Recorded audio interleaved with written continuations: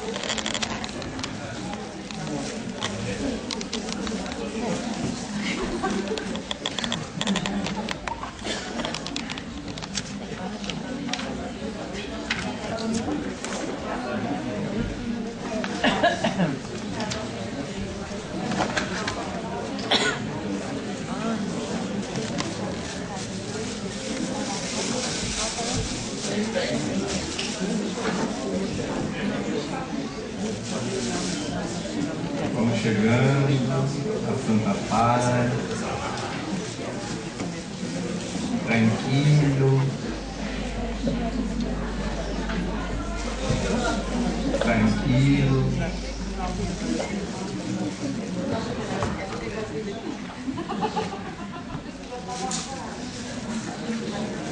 Bem,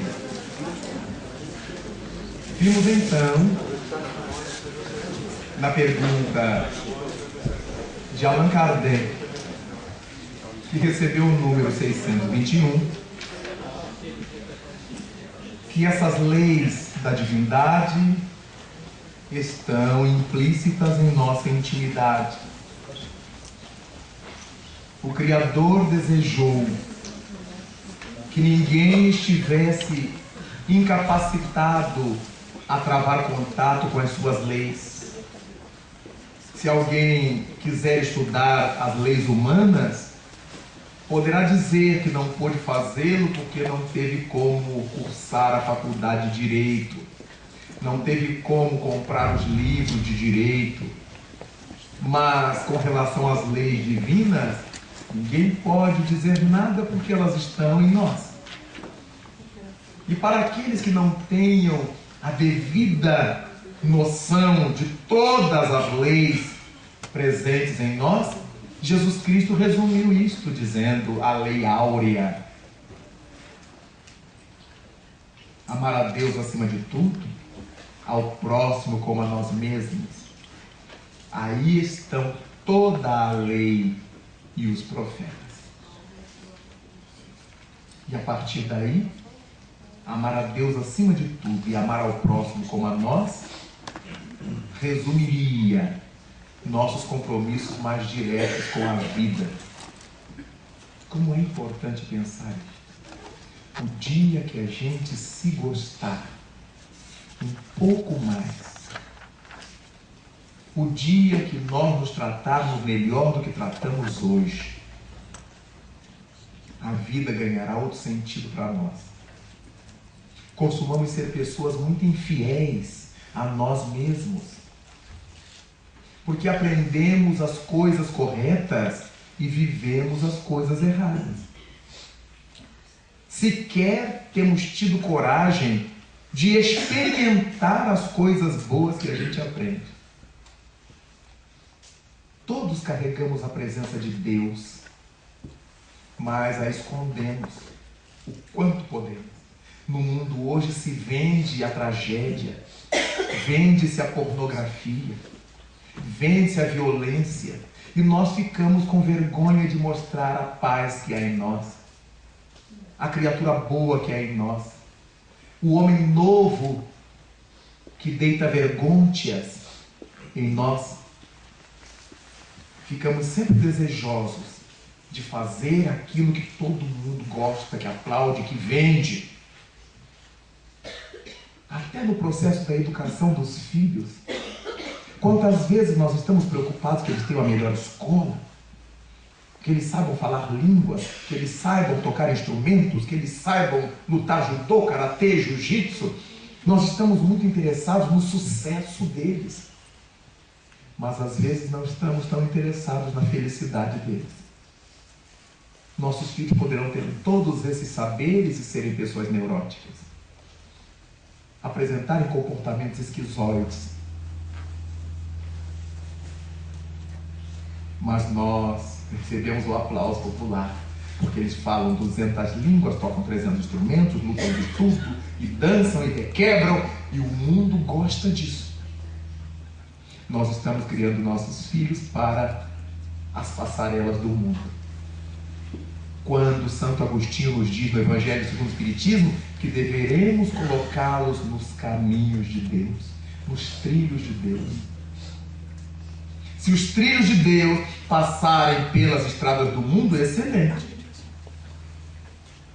Mas mesmo quando os caminhos de Deus não se dirijam por essas trilhas do mundo, nossa preocupação deverá ser colocar os nossos filhos nos caminhos de Deus. É tão importante porque a doutrina espírita nos vai falando tudo. Não nos oculta nada. Nada nos impõe. Porém, tudo nos expõe. E deixa que o nosso livre-arbítrio decida.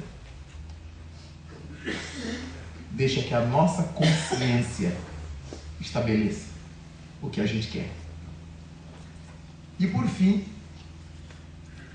Allan Kardec pergunta, neste imbatível livro dos Espíritos. Eu sou um apaixonado pelo livro dos Espíritos.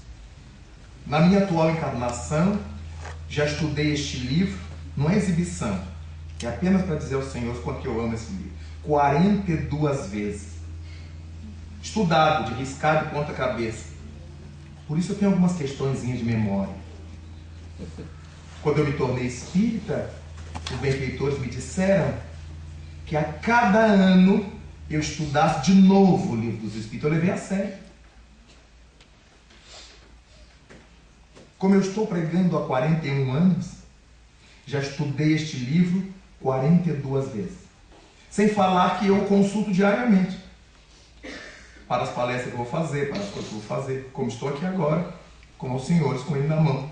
Mas independente disso, uma vez por ano, eu começo em janeiro e vou estudando, às vezes eu termino pela metade do ano, porque eu tenho outras coisas para estudar. Mas todos os anos. E cada vez que eu pego este livro, meu Deus, será que eu já tinha estudado mesmo? Eu sei que tinha, porque está meu risco, minha letra está lá anterior. Mas eu não tinha entendido igual. E um dia eu perguntei ao Espírito Camilo por quê. Dei uma de débil mental. E perguntei por quê. E ele me disse, é muito simples, meu filho. A cada dia, as pessoas já são diferentes. Cada dia que passa, a gente já ouviu uma música diferente, já leu um jornal, já leu um livro, já conversou com pessoas, já assistiu noticiário, já andou na rua, já fez compra, já lavou roupa, já passou roupa, já brigou, já chorou, já cantou. Então tudo isso modificou todo o acervo de nossas experiências intelecto-morais.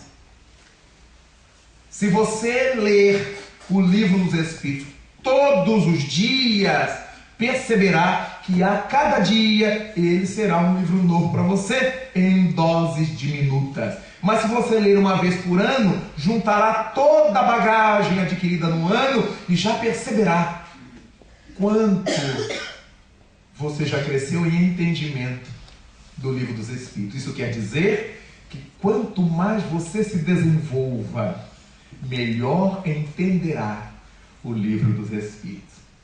Lembrei-me do Espírito Viana de Carvalho, que disse um dia, através de Divaldo Pereira Franco, que o livro dos Espíritos é um livro tão notável, que quanto mais nós estamos indo, mais ele está vindo. Isso quer dizer que quanto mais nós crescemos em entendimento, melhor ele se encaixa à nossa nova realidade. Não podia ser diferente. Jesus Cristo prometeu que rogaria ao Pai um outro Consolador que ficaria conosco até o findar dos tempos. Não poderia ser um livro de uma leitura só. Não poderia ser um livro para a gente ler orelha.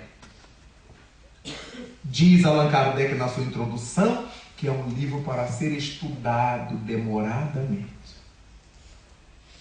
E demoradamente traga os anos. Particularmente, euzinho estudo essa obra há 42 anos. Se os senhores me perguntarem, você entende bem o livro dos Espíritos? Eu digo médio. Porque amanhã eu já vou entender diferente. Então nem ouso dizer que eu já entendo. Estou entendendo. A cada ano eu entendo um pouco mais. E cada vez que eu entendo um pouco mais, me sinto mais feliz por ser espírita. É tão bom ser espírita. Mas vamos lá. Deputado é assim, a gente começa a falar, não para. Se você fizer vibração, eu continuo falando. Na pergunta 629, indaga Allan Kardec: que definição se pode dar de moral? E os Espíritos respondem: a moral é a regra de bem proceder, isto é, de distinguir o bem do mal. Funda-se na observância da lei de Deus. O homem procede bem quando tudo faz pelo bem de todos, porque então cumpre a lei de Deus. Que bonita essa resposta. Que definição se pode dar de moral? É a pergunta kardeciana. Respondem eles: a moral é a regra de bem proceder. É uma regra. Isto é, bem proceder, isto é, de distinguir o bem do mal.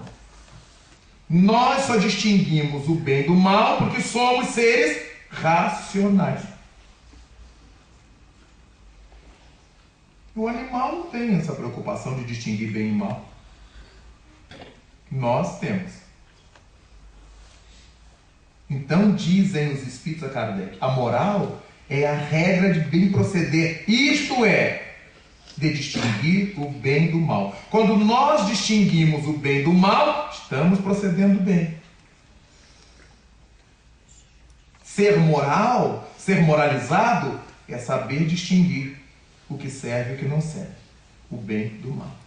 Mas prosseguem os Espíritos: funda-se a moral na observância da lei de Deus. Então, quanto mais observamos a lei de Deus, quanto mais nos ajustamos à lei de Deus, mais moralizados seremos. Melhor distinguiremos o bem do mal. Melhor será o nosso procedimento. O homem procede bem quando tudo faz pelo bem de todos. Porque então cumpre a lei de Deus. A gente cumpre a lei de Deus quando vai aprendendo a fazer tudo pelo bem de todos. Amar ao próximo como a nós próprios amamos. Mas analisemos esta pergunta e esta resposta de Allan Kardec. Que definição se pode dar de moral? A moral é a regra de bem proceder, isto é, de distinguir o bem do mal. Se nós olharmos lá os fundamentos bíblicos da Bíblia judaica, no Gênesis, a história de Adão e de Eva, diz o texto bíblico que quando Eva e seu marido comeram o fruto proibido, acordaram para si mesmos, perceberam a própria nudez. Para os intérpretes da Bíblia, isso é mal. O pecado de Adão e de Eva foi o pecado da desobediência. Por isso eles se notaram nus e trataram de cobrir-se com as folhas de parreira. Na análise que a gente pode fazer com a visão espírita, Esse foi o momento em que eles se assumiram como seres humanos. Quando eles tiveram autonomia, agiram por si próprios. Esse momento da história simbológica de Adão e Eva, eles comeram o fruto proibido. Até então eles eram treva, eles não sabiam, eles não tinham consciência de si mesmos. Diz o texto bíblico que somente depois de comerem o tal fruto é que eles passaram a atinar com a sua realidade. E isso é positivo, isso não é negativo. Ganhar a consciência de si próprio, isso não é negativo, isso é positivo. E a desobediência cometida por Adão e Eva não se constituiu num crime. Imaginemos que o dono de todas as macieiras do mundo tenha imposto a um casal um peso tão grande por ter comido uma maçã. Claro que isso é um símbolo. E os expulsou do paraíso terrestre, porque eles comeram uma maçã. Imagina se esse Senhor visse o que os nossos políticos fazem. Comeram uma maçãzinha. Nem chegaram a comer a maçã inteira. Eva tirou um napo. Adão, quando tirou o outro, foi engasgado. Até hoje os homens têm o pomo de Adão engasgado. Porque não chegou a engolir. O anjo chegou primeiro. E a mulher mais esperta que o homem, eu vou comer, mas Adão também vai. Para onde eu for, ele vai junto. Então, como é que a gente entende que Deus castigaria de forma tão grave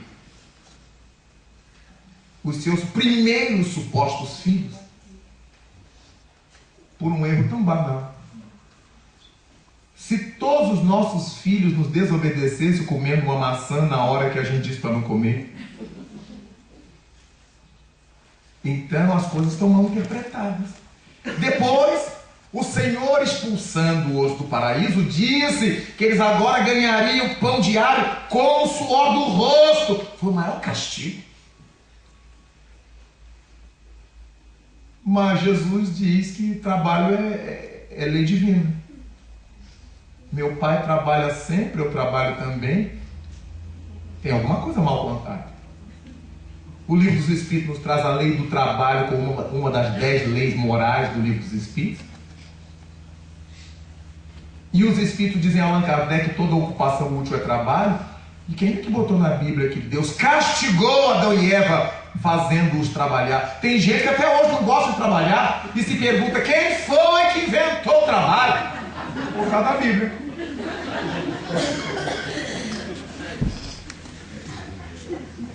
Ou o Espiritismo nos ensina a discernir, ou nós vamos engolir todas essas tolices como sendo verdadeiras. Nós precisamos aprender a pensar. Quando Adão e Eva acordaram para a sua própria realidade, o que é que eles fizeram? Aprenderam a distinguir o certo do errado, o bem do mal. Acordaram para a consciência. É o símbolo da entrada do homem, do espírito na humanidade. Nada de castigo. O Criador do universo, o dono de todas as maçãs, não iria punir de maneira tão drástica aos seus primeiros filhos, logo ignorantes de tudo, por terem comido uma maçã. Que mesquinharia de Elohim. A gente não faria isso com um filho. Como é que Deus faria? Temos que ter sempre esse bom senso. Ou Deus é pior do que nós? É mais mesquinha, mais munhequinha do que a gente? Então começamos a pensar na beleza disto. Distinguir o bem do mal. Mas os Espíritos dizem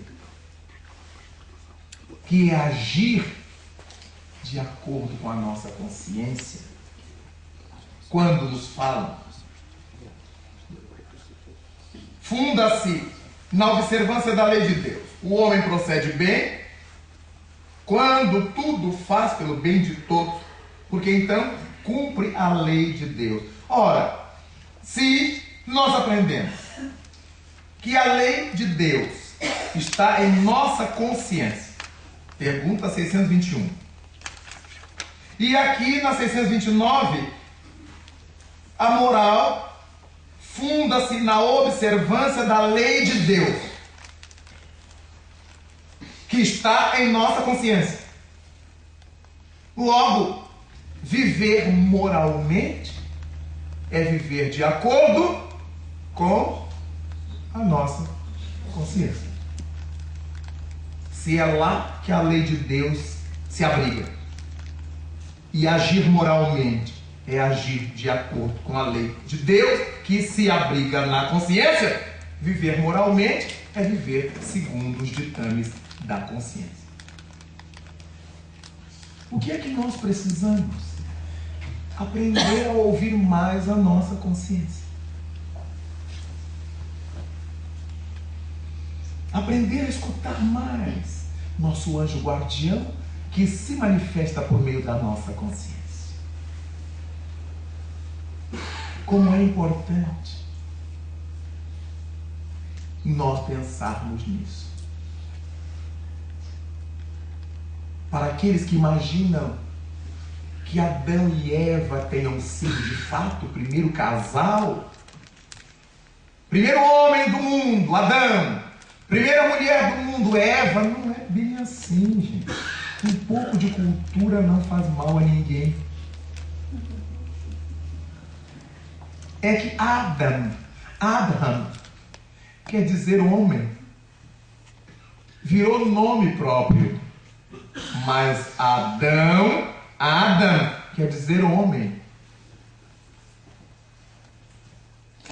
E não o nome de um homem. Adão na terra corresponde, como chama Emmanuel, à raça adâmica. Raça adâmica por quê? Não é porque sejam filhos de Adão, é porque Adão quer dizer homem. Adâmico quer dizer humano. Raça adâmica é raça humana. O primeiro homem da Terra, não, primeira humanidade terrestre, o primeiro grupo de seres humanos que habitava a Terra, a raça adâmica. Adão não quer dizer o nome de um homem. Adão quer dizer homem. Os primeiros homens que habitaram a Terra, como Eva, quer dizer mulher. Não é o nome de uma mulher. Passou a ser depois, a gente bota o nome nas filhas de Eva, de Adão. Aí nós começamos a pensar, é mesmo. Porque se pararmos e refletirmos, havia no mundo Adão e Eva, que tiveram o primeiro filho, Caim, o segundo, Abel. Havia 4 pessoas na terra quando Caim matou Abel. Ficaram 3 pessoas na terra. Depois nasceu-lhes 7. O terceiro filho de Adão e Eva se chamou Sete e ficou no lugar de Abel, que tinha morrido. 4 pessoas no mundo. Mas, movido pelo remorso, Caim fugiu da presença de seus pais. A voz de Deus o atormentava. A consciência de culpa, né? E ele fugiu e foi habitar as terras de Nod, texto bíblico, onde se casou e construiu uma cidade. Casou-se com quem? E construiu cidade para quem? Para Jaguatirica? Para as onças? Para macaca?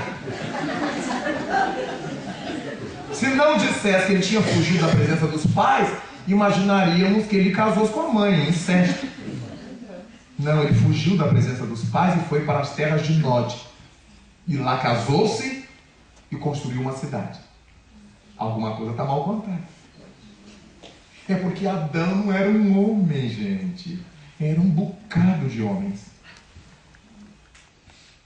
A terra foi povoada em várias de suas latitudes e longitudes. A raça adâmica chegou à Terra, segundo os Espíritos, de várias dimensões siderais. Agora fica claro para nós, mas tantas coisas, que a gente não conseguia entender com quem que esse Caim tinha casado. Deve ser com um tronco de pau. Porque ficaram longe 3 pessoas, 2 homens e uma mulher. E ele casou-se longe com quem?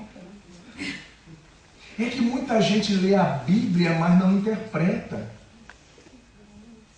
Junta palavras, mas não lê as entrelinhas. Nós só podemos afirmar que sabemos ler quando a gente lê o que não está escrito.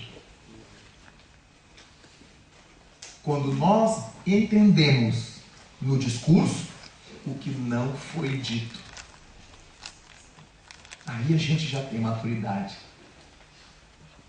Viver então moralmente é viver de acordo com as leis de Deus. É proceder de acordo com as leis de Deus. Leis essas que se acham lícitas em nosso íntimo, em nossa consciência. Na medida em que fazemos acordar a consciência, iluminar-se a nossa consciência, melhor captamos o sentido dessas leis sobre nossas vidas. Melhores criaturas passamos a ser. Não ficaremos perfeitos não, gente. Ninguém imagine que amanhã a gente vai acordar em casa e olhar para a mulher amarrotada, dizer assim, ave querida, e ela vai dizer para ele, salve chuchu. Ainda vamos ter os problemas. Por que você fechou o gás? Você deixou a luz acesa? Não vamos ter isso, faz parte da vida terrestre.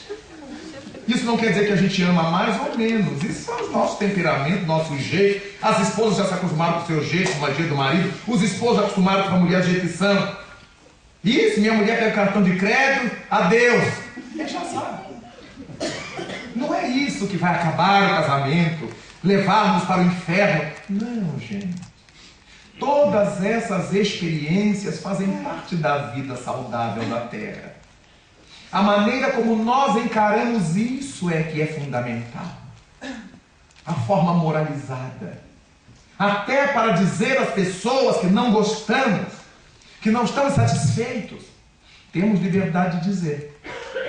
Como disse o poeta latino, sem perder a ternura jamais. Por isso, quando hoje pensamos nesse despertar da consciência, vamos pensar numa consciência crística, onde as lições do celeste amigo penetram-nos a mentalidade, iluminam-nos o sentimento e nos fazem criaturas melhores. Essas luzes do mais alto deixam-nos mais macios, mais dúcteis, para que o Senhor possa movimentar-nos a intimidade.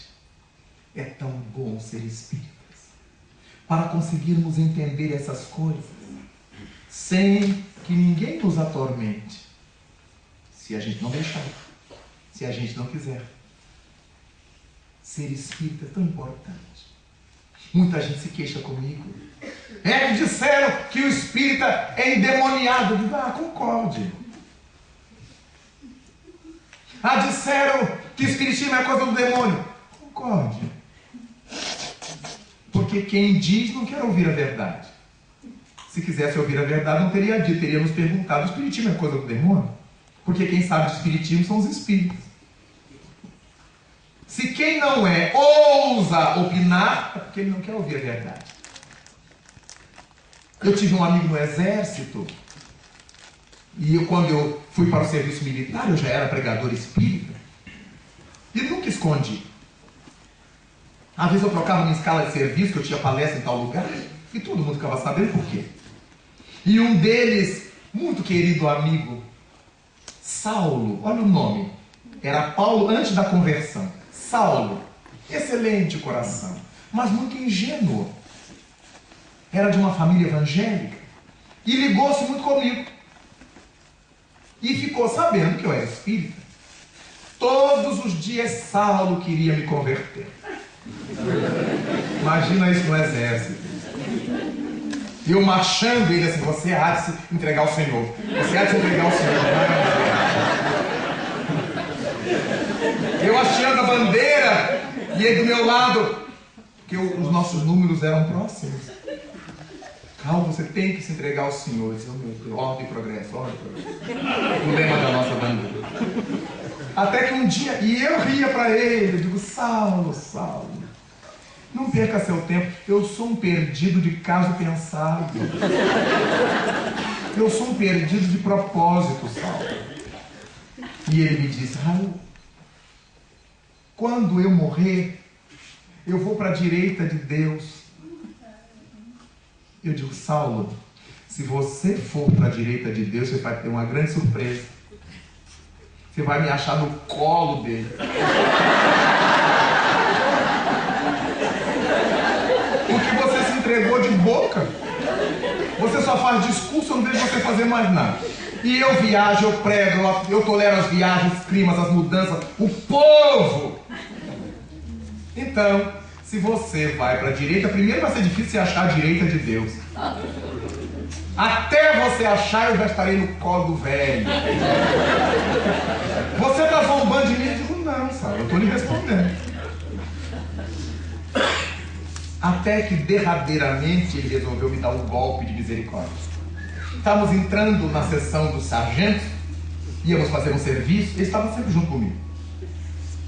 E então ele me imprensou na parede. Eu digo: para lá, alto lá, o povo está olhando. Raul, ele estava transtornado, que já ia me dar baixa. Era a sua última cartada para me salvar. Você sabia que o espiritismo é coisa do demônio? Eu ri para ele: sabia, só. Ele respirou tão descoroçoado. Era a última cartada, como se eu tivesse medo do demônio. Você sabia que o espiritismo é coisa do demônio? E grifou assim: do demônio. Eu disse: sabia. Pronto, acabou. Deve estar orando por mim até hoje. Eu nunca mais o vi. Mas um moço do bem, apenas ingênuo. Daí então, nós não temos que brigar com ninguém. Às vezes recebo carta de pessoas: Raul, me explique tal coisa que eu quero convencer meu marido. Eu rasgo uma foto. Gastar latim para convencer os outros? Há pessoas que nos pedem prova. Me prove a reencarnação. E tem muito espírita vaidoso que vai querer provar. Perca tempo não. A gente está estudando dia de anos a fio e nem sempre entende direito. Como é que prova uma pessoa que de propósito já não quer saber? Depois que você gastar todo o seu latinório, todo o seu Gregório para provar, a pessoa vai lhe dizer assim: mas eu não acredito. A gente mata ela. Não temos nenhuma necessidade de provar nada a ninguém. Aliás, ao acusador cabe o ônus da prova. Se eles estão dizendo que espiritismo não existe, eles é que têm que nos provar isso. Não é a gente provar para eles que existe. Nós estamos contrariados com o espiritismo, eles aqui estão. Espírito não existe. Problema seu, prove-o. E eles vão ficar lá provando. Nós não temos que ter nenhuma preocupação de provar nada a ninguém. Teremos que provar para nós que isto que estamos estudando já é verdade para nós. Isto temos que provar. Não adianta ficarmos fazendo discurso para os outros, querendo convencer os outros, porque o espiritismo não precisa de convencidos, precisa de convertidos. Há muitos convencidos no espiritismo, vaidosos. O espiritismo precisa de conversos, convertidos. Aqueles que mergulhem na sua caudal, que beba das suas águas cristalinas e não olhe mais para trás. Não importa o que a gente foi, não importa o que a gente fez, importar-nos-á o que a gente é, em vista do que deseja ser. Esta é a nossa grande cartaz, nosso grande desafio.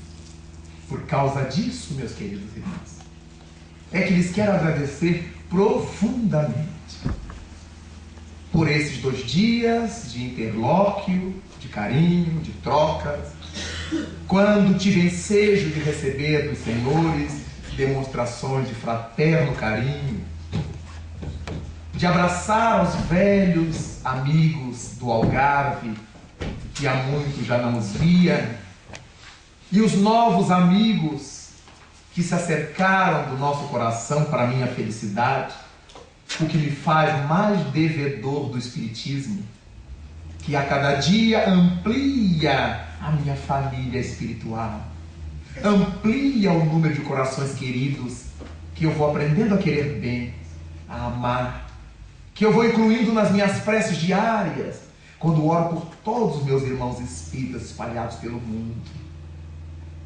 Agradecer então a vocês por este ensejo de falar de Jesus, a quem eu amo tanto, de falar do Espiritismo que me mobiliza a vida e as entranhas, num dia tão feliz como este. E por causa disto, vamos passar as perguntas dos senhores, para que de alguma forma estabeleçamos um diálogo. Por meio das perguntas, estaremos conversando um pouquinho, depois de tantas horas em que eu falei a sós. Então, vamos ouvir as perguntas e, no que for possível, lhes responderei. Muito obrigado.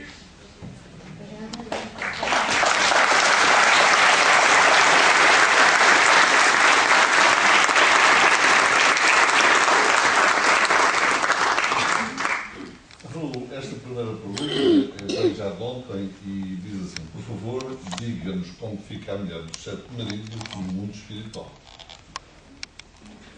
De certa forma, já respondi aqui hoje ao dizer que a forma com que Jesus se expressou é que no reino dos céus ninguém se casa nem se dá em casamento.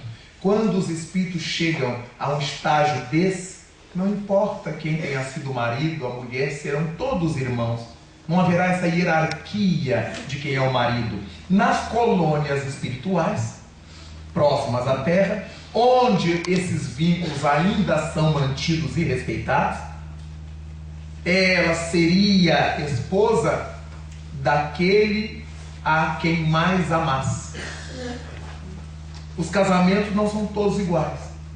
Ela pode ter casado com 7 ou 77, mas dentre esses haverá algum em que o sentimento tenha sido mais profundo, mais verdadeiro, mais coerente com a função de marido e de mulher. Aqui entre nós, muita gente não se casa 7 vezes, mas se casa 2 vezes, 3 vezes. Depois da viuvez, encontra uma companheira, encontra um companheiro. E vivem bem, e vivem respeitosamente, e vivem felizes quanto a união permite e as leis humanas permitem. E no mundo dos espíritos, como é que ficarão? Aqueles que mais amaram manterão o casal, e os outros, as outras, serão afilhados desse casal. Recordo-me bem que o meu pai carnal, meu genitor, me dizia que a mulher que ele mais amara em sua vida fora minha mãe, com quem ele teve 3 filhos. Eu sou o terceiro desses filhos.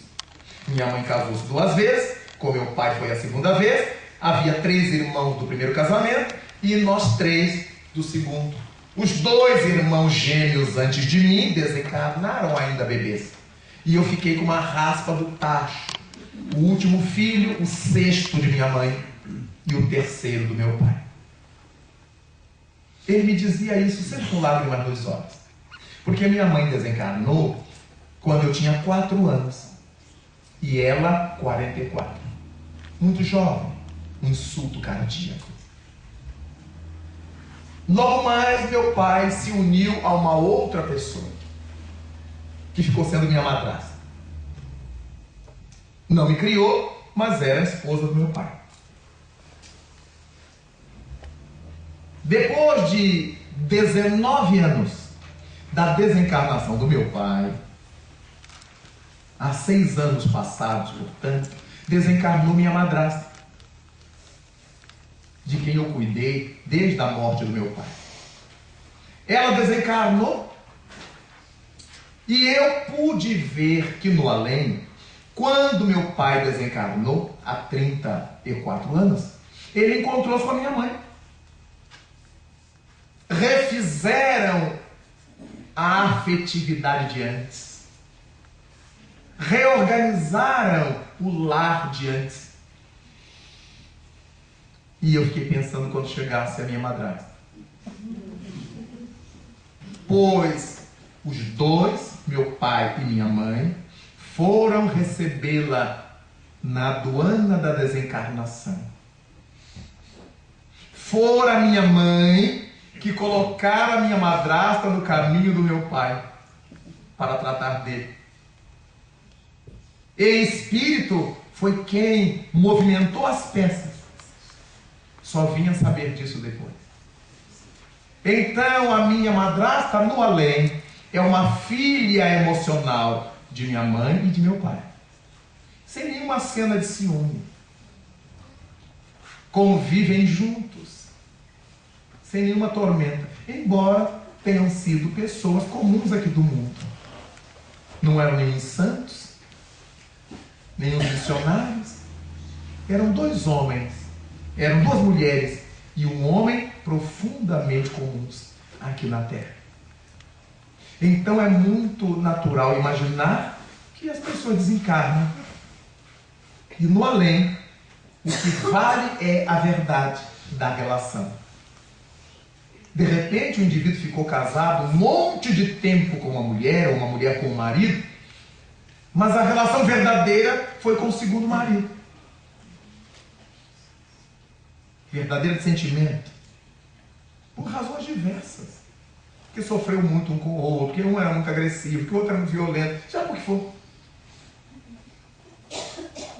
É esse que vai prevalecer, é o segundo. De repente, foi a primeira união. O segundo casamento foi de fraternidade. Até a pessoa que buscou o casamento não buscou porque quisesse uma vida de marido e mulher. Precisava de alguém que lhe cuidasse. Ficou imaginando o envelhecimento sem ninguém, solitário. Então casou-se de novo, tanto a mulher quanto o homem. A mulher resiste mais ficar só do que o homem. É muito mais fácil encontrar mulheres viúvas do que homens viúvos. Eles choram meia dúzia de dias, continuam com muita saudade da falecida, mas casam de novo. A mulher quase sempre fica criando os filhos, cuidando dos filhos e se envolve com os filhos. Muito raramente se casam de novo, mas também pode acontecer sem nenhum crime. Isso não se constitui crime diante das leis de Deus. Então, para o caso que eu citei da mulher dos 7 maridos, vocês vejam que eu dei uma resposta muito rápida. Jesus fazia menção, conforme o Evangelho de Mateus, ao reino dos céus. Quando nós passamos dessa etapa de não precisar mais de reencarnar, ninguém se casa mais, nem se dá em casamento. Uma segunda pergunta que já respondeste, agora uma terceira que fiz. Sou enfermeiro e sempre tive vontade de seguir a especialidade da obstetrícia, mas vivo o conflito de ter que fazer interrupção médica por malformação do bebê. Gostaria de ouvir a vossa opinião a respeito. Sim, mas aí já complica. Aí já não é uma questão doutrinária da minha palestra, aí é uma consulta psicológica de um problema que não tem nada a ver com o que eu falei, né? De qualquer maneira, na tese, vamos buscar o que a consciência nos diz. Se a minha consciência não me permite fazer uma coisa que me violenta, não farei. Porque estamos falando em despertar da consciência. Não adianta eu pregar uma coisa, acreditar numa coisa é me violentar fazendo diferente do que eu creio para a minha vida. Ou vamos mudar de ramo, ou vamos mudar de profissão, ou vamos dizer que esse tipo de trabalho não gostaríamos de fazer. E vamos ver o que o patrão nos diz, o que o chefe nos diz. É como quem prega contra o vício e tem um bar para vender cigarros e alcoólicos. Mas no centro espírita prega contra o vício. Aí é o samba do crioulo doido. Nós temos que ser coerentes com aquilo que pregamos. Para eu usar não pode, mas para os outros usar e eu ganhar dinheiro pode. Alguma coisa está errada. Mas é uma questão mais delicada. A proposta, na pergunta, que eu sugeriria que essa pessoa tivesse um contato psicológico, uma discussão, para saber mesmo o que lhe vai na alma, o seu desejo de servir naquela área ou não. Porque se esse tipo de trabalho da interrupção dessas criaturinhas lhe causa esse mal-estar, não é por aí que a sua vida deverá transcorrer, porque vai ser um inferno permanente a lhe atormentar a consciência. É lícito poder admitir-se que muitos dos casos de conflitualidade, saúde e outros possam ter a ver com reencarnações pretéritas, uma vez que na presente reencarnação não encontramos razão para tal? O Evangelho segundo o Espiritismo, no capítulo 5º, Bem-aventurados os aflitos, nos chama a atenção para as causas atuais das aflições e causas anteriores das aflições. E nos dizem os Espíritos que aquilo para o que não encontramos resposta na atualidade da nossa vida, forçosamente há que estar no passado, uma vez que as leis de Deus não dão ponto sem nó. Não há nada sem sentido na lei de Deus. Se estamos vivendo alguma dificuldade ou alguma bênção, se estamos vivenciando alguma experiência para a qual não achamos resposta no momento atual ou nos dias que vivemos nesta encarnação, sem dúvida, essa resposta, esse embasamento estará no nosso ontem, no nosso pretérito. Estou vendo na doutrina. Se a morte não existe, e se sempre nascem nossos espíritos, o que vai acontecer daqui a um milénio? Vai haver lugar na Terra e no espaço para todos? Ou vamos começar a nadar na Terra como numa piscina cheia de mel? Não me parece lúcida essa questão. Porque nós não temos a mínima dimensão do universo. Conhecemos nossa praça chamada Planeta Terra. É uma pracinha nessa cidade cósmica em que vivemos. Só na nossa cidade cósmica, na nossa galáxia, nós temos 200 bilhões de estrelas. A gente vai ter que reencarnar muito para encher isso tudo. Só na nossa galáxia existem 200 bilhões de sóis. Cada sol com seus planetas. Mas os astrônomos já nos dão conta de que estão descobertas no espaço um pouco mais que 100 milhões de galáxias semelhantes ou maiores que as nossas. Pode ficar tranquilo que ninguém vai ser despedido, não vai ter que nadar em piscina nenhuma, tenha lugar de sobra, espírito não ocupa espaço. Que ocupa espaço é a matéria. Espírito não ocupa espaço. Pode juntar bem, não vai haver nenhum problema de assédio sexual. Pode encostar bastante um no outro. Nesse espaço cósmico que não tem dimensão, perde sentido a questão. Ninguém se preocupe. É como nós dizemos em astrofísica que o nosso Sol está se apagando. E o povo começa a comprar lamparina, lampião, vela. O nosso Sol está se apagando astronomicamente. Daqui a 5 bilhões de anos ele se apagará. Dá tempo da gente casar, ter filho, morrer, renascer. trilhões de vezes, até que o nosso Sol se apague. Ninguém se preocupe com essas questões astronômicas. Vamos vivendo, preocupando-nos com este nosso agora. Aqui é que a gente se complica. Deixamos o futuro para o futuro. Foi Jesus que propôs isto. A cada dia já basta o seu afã. A cada dia já basta o seu mal. Não vamos ficar sofrendo com daqui para o futuro. Porque senão eu começo a comprar terreno hoje, para eu não ter que ficar apertado no universo daqui a pouco mais. Tranquilidade. Vamos viver hoje, enquanto